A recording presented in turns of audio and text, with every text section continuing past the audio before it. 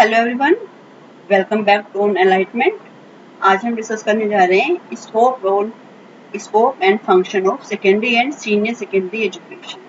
इससे पहले हम aims of secondary and senior secondary education discuss कर चुके हैं कि माध्यमिक शिक्षा के क्या उद्देश्य हैं, क्या गोल है। यदि आपने वो वीडियो नहीं देखी है तो डिस्क्रिप्शन बॉक्स में उसका लिंक दिया है और प्लेलिस्ट से जाकर भी उसको आप देख सकते हैं। तो जो ये आपकी सेकेंडरी एजुकेशन है, ये सेकेंडरी एजुकेशन जैसे कि लास्ट वीडियो में बताया था कि 1952 में सेंट्रल गवर्नमेंट ने सेकेंडरी एजुकेशन कमीशन का गठन किया था, जो कि आपका मुदारिर कमीशन भी कहा जाता है, माध्यमिक शिक्षा आयोग या सेकेंडरी एजुकेशन कमीशन कहा जाता है। तो इस कमीशन ने डाइवर्स कोर्स चलाने का सुझाव दिया था और इसके बाद कोठारी कमीशन ने भी इसी तरह के अनेक आपके करिकुलम को चलाने की बात जो सजेशन दिया था। उसके बाद आपकी 1968 की पॉलिसी आती है, फिर 1986 की पॉलिसी जो आई उसमें 10+2+3 एजुकेशनल स्ट्रक्चर को डिक्लेयर किया गया और यही पॉलिसी 1968 में भी आई थी, उनका भी सजेशन था। लेकिन 1986 की पॉलिसी में इस जो फ्रेम था, इस फ्रेम को अप्लाई कर दिया गया और अब तक हमारे यहाँ यही इसी को ही 10+2+3 को फॉलो किया जा रहा है। जबकि इसके बाद अब जो न्यू एजुकेशन पॉलिसी 2020 भी आ चुकी है, इस पॉलिसी में 5+3+3+4 को अडॉप्ट किया गया है। 5 ईयर्स में आपका pre primary schools plus class first और सेकेंड क्लास, तो ये हो जाएंगे आपके 5। उसके बाद जो 3 है आपका, उसमें 3rd 4th 5th क्लास तक आ जाएगा। उसके बाद फिर 3 मतलब मिडिल एज आपकी आएगी 6 to 8 वाली। फिर 4 आपका है जो 9 to 12 आपके ये आएंगे। इसका मतलब इस तरह से 5+3+3 4 को इन्होंने इस तरह का फ्रेमवर्क बनाया है। तो ठीक है, आज हम डिस्कस करेंगे इसी में ही scope and function of senior secondary education. मैं डॉक्टर अनीता आज डिस्कस करने जा रही हूँ आपसे ये टॉपिक, और आपको ये वीडियो अंत तक देखनी है क्योंकि ये जो आपका टॉपिक है ये एमएड 3rd सेम के स्टूडेंट के लिए और बीएड फर्स्ट ईयर के जो स्टूडेंट्स हैं उनके लिए, और जो आप नेट का एग्जाम देते हैं या कॉम्पिटिटिव एग्जाम देते हैं उसके लिए बहुत इंपॉर्टेंट टॉपिक है। तो देखते हैं इसके क्या स्कोप की हम बात करेंगे पहले कि क्या क्षेत्र क्या है scope of secondary and senior secondary education. According to 2001 census of India, minimum age of students appearing at senior secondary education is 17 years, while at lower secondary level it is 15 years completed. तो यहाँ पर ये years बताए गए हैं कि कौन कौन कब तक हमारी जो ये सीनियर सेकेंडरी एजुकेशन 17 ईयर्स में और ये लोअर जो सेकेंडरी लेवल है वो 15 ईयर्स में कंप्लीट हो जाती है। Students who have passed this level can also go for higher education. जो ये लेवल को सेकेंडरी एजुकेशन के लेवल को क्रॉस कर लेते हैं, पास कर लेते हैं, उसके बाद वो हायर एजुकेशन में जाते हैं और हायर एजुकेशन में जाने के लिए उन्हें इसके बाद कोई एक इस तरह का टेस्ट देना होता है या एंट्रेंस जिसे कहते हैं एंट्रेंस देना होता है। हालांकि जो सेकेंडरी एजुकेशन जो एग्जामिनेशन है वो जो है कोर्स ओरिएंटेड है ना। Basically senior secondary education is examination oriented. ये जो है एग्जामिनेशन ओरिएंटेड है, ना कि कोर्स ओरिएंटेड। इसको जो बच्चे पढ़ते हैं वो केवल अच्छे मार्क्स लाने के लिए, अपनी परीक्षाओं में पास होने के लिए पढ़ते हैं। यहाँ वो अपना कंटेंट को क्लियर करने का प्रयास नहीं करते हैं। तो यहाँ पर ये आपको चीज क्लियर हो गई होगी कि जो इनकी एज यहाँ पर एज बता दी कि इस एज तक इनका जो है 17 ईयर्स की एज आने तक इनका सेकेंडरी एजुकेशन कंप्लीट हो जाती है। इसके बाद ये हायर एजुकेशन में जाते हैं और हायर एजुकेशन जिसको 12th के बाद आपको इंजीनियरिंग में जाना है या मेडिकल में जाना है, लॉ करना है, बिजनेस एडमिनिस्ट्रेशन में जाना है, इन कोर्स में बच्चे जाते हैं। और जो सेकेंडरी एजुकेशन है वो एग्जामिनेशन ओरिएंटेड है, परीक्षाओं मतलब परीक्षा देने के लिए हम बच्चों को तैयार करते हैं, ना कि course oriented. Registration of students is fulfilled to crack the examination conducted by central bodies like NEET for medical, CAT। ये जो एग्जाम है इन एग्जामिनेशन को बच्चा जो है क्लियर करने के लिए, उसे क्रैक करने के लिए अपने आप को तैयार करता है। यहाँ पर के स्टूडेंट्स के रजिस्ट्रेशन होते हैं इस एग्जामिनेशन को क्लियर करने के लिए। Marks obtained at lower secondary level, class 10th, are the base for taking admission at senior secondary level. और जब यहाँ पर बच्चे के लोअर सेकेंडरी लेवल में मतलब 10th क्लास में जो मार्क्स आते हैं उसी के बिहाफ पर ही उसको 11th में एडमिशन मिलता है। और यहाँ पर किसी किसी स्कूल का कुछ क्राइटेरिया फिक्स भी होता है कि यदि इतने % मार्क्स आएंगे तो भी उनको साइंस साइड मिलेगी, अदरवाइज उनको साइंस साइड नहीं मिलेगी, या तो उनको ह्यूमैनिटीज मिलेगी या फिर उनको कॉमर्स बैकग्राउंड में जाना होगा। Marks obtained at senior secondary level are used to give admission on merit base in vocational institution, but now the picture is totally changed. Most of the universities conduct their own entrance examination. अब जो ये senior secondary level है जो आपका, इसमें जो marks आते हैं उसी मार्क्स की मेरिट के बेस पर ही वोकेशनल इंस्टीट्यूशन में जो है एडमिशन मिलता है। आपने देखा होगा कि जब 12th की एग्जाम रिजल्ट आता है उसी के बाद ही डीयू की मेरिट लिस्ट आना शुरू हो जाती है, बच्चे वहाँ पर रजिस्ट्रेशन कराते हैं और वो रजिस्ट्रेशन होने के बाद मेरिट बेस उनका निकलता है कि साइंस में इतनी मेरिट गई बच्चे की और कॉमर्स के लिए इतनी मेरिट जा रही है, तो हर सब्जेक्ट की अलग अलग से मेरिट निकलती है। हालांकि जो यूनिवर्सिटी सभी का यूनिवर्सिटी का अपना अपना क्राइटेरिया है, अपने क्राइटेरिया के अकॉर्डिंग यूनिवर्सिटी बच्चों को एडमिशन देती है।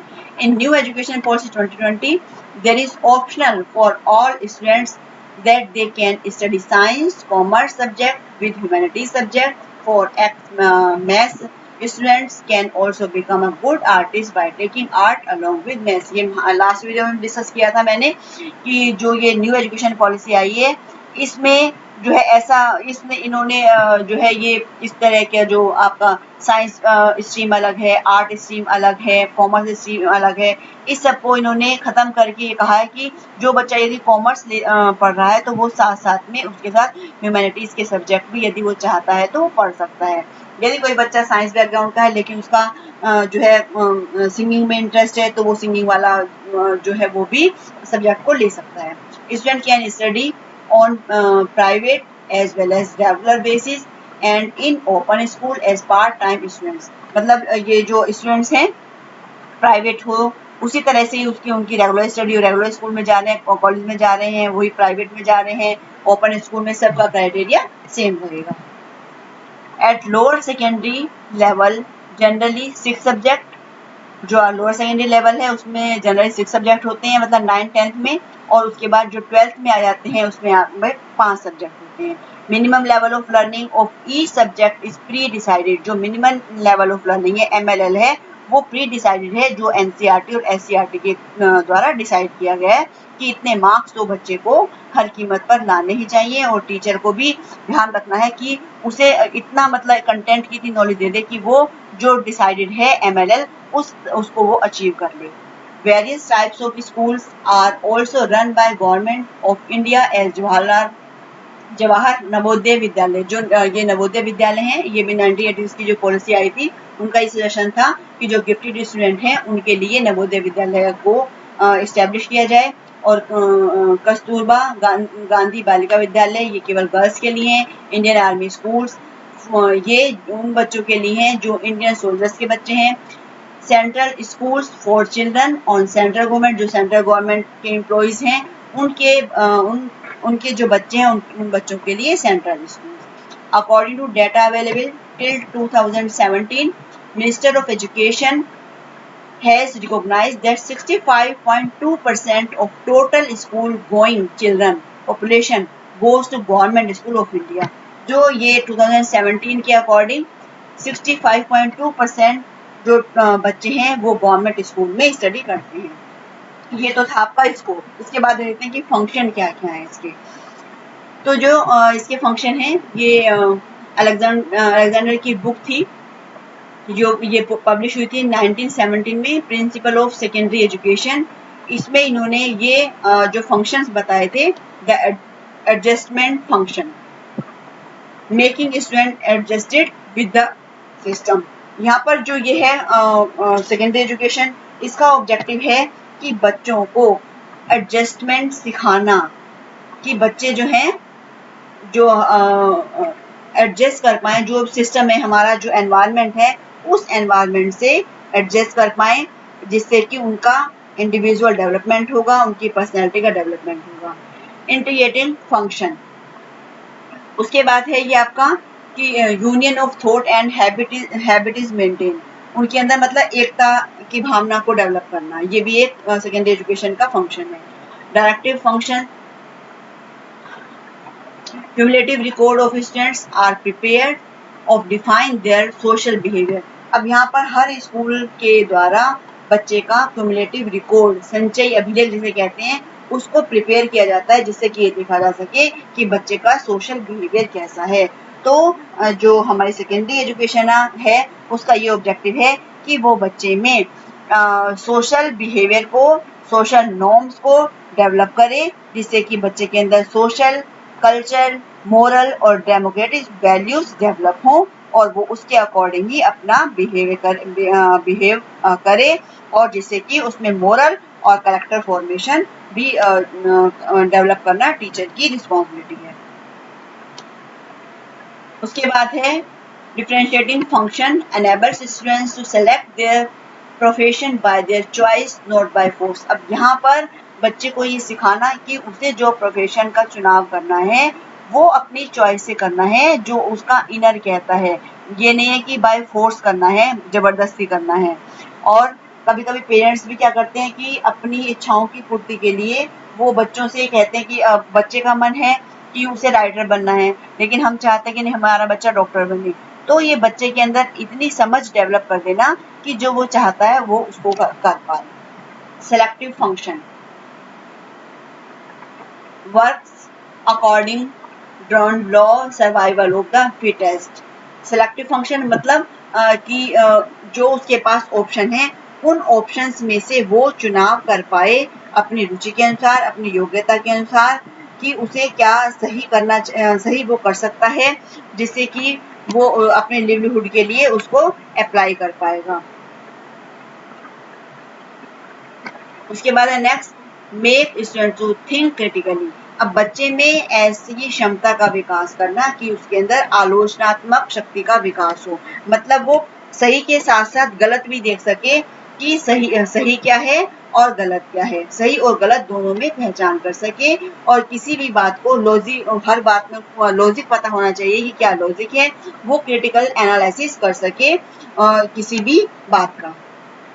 इसके बाद है each state department of education has 4 major rules. अब ये 4 मेजर रूल्स होते हैं, रेगुलेशन, रेगुलेट कराना, उसको ऑपरेशन कराना, फिर एडमिनिस्ट्रेशन ऑफ स्पेशल सर्विस और लीडरशिप। अब इन चारों को पूरा करने के लिए देखते हैं क्या करना चाहिए। अब टू परफॉर्म अबव फंक्शन, जो हमारे फंक्शन बताए इन फंक्शन को पूरा करने के लिए ऑल्सो डू फॉलोइंग प्रिपरेशन, हमें ये प्रिपरेशन करनी होगी। पहला क्या है, पॉलिसी फॉर्मेशन, पॉलिसी बनानी है, प्लानिंग होनी चाहिए, प्रॉपर प्रोग्रामिंग होनी चाहिए, और coordinating among different directors with other departments for appointment, promotion and transfer of office. अब पॉलिसी फॉर्मेशन होना चाहिए, प्रॉपर प्लानिंग होनी चाहिए उस काम की, प्रोग्रामिंग होनी चाहिए, और साथ साथ में जितने भी लोग उसमें इन्वॉल्व हैं उन सभी में आपस में कोऑर्डिनेशन होना चाहिए। Provide finance to secondary level school also. अब जो सेकेंडरी लेवल स्कूल्स हैं उनको फंड प्रोवाइड कराना भी जो है फंड प्रोवाइड कराना, फंड को फाइनेंस कराना, ये भी जिम्मेदारी है। वैसे ये जिम्मेदारी स्टेट गवर्नमेंट की है कि वो फंड को प्रोवाइड कराए। Different educational bodies SIET, MAT, CBSE, NCERT, SCERT, NUPA, DIET, CAB, BRC and other local bodies have their different responsibilities to enrich the secondary education। ये जो सब बताए गए हैं, ये जो सारी एजुकेशनल एजेंसीज हैं, ये इन एजुकेशनल एजेंसीज की रिस्पॉन्सिबिलिटी है कि वो सेकेंडरी एजुकेशन को इंग्लिश बनाने के लिए टाइम टू टाइम काम करती रहे। To prepare course, text book and teaching learning materials. अब जो ये एजेंसी यहाँ पर आपको बताई हैं, ये डाइट है, NCERT है, न्यूपा है, तो इनका क्या काम है कि ये टेक्स्ट बुक को भी प्रिपेयर करती हैं कोर्स से रिलेटेड। आप NCERT की वेबसाइट पे जाएंगे, वहाँ पर देखेंगे आपको बहुत सारे मॉडल्स मिल जाएंगे, टीचिंग लर्निंग मटेरियल मिल जाएगा, टीचिंग एड भी वहाँ पर अवेलेबल है, वो भी आप टीचिंग एड देख सकते हैं कि किस तरह से कौन सी टीचिंग एड हम कौन सी क्लास में यूज कर सकते हैं।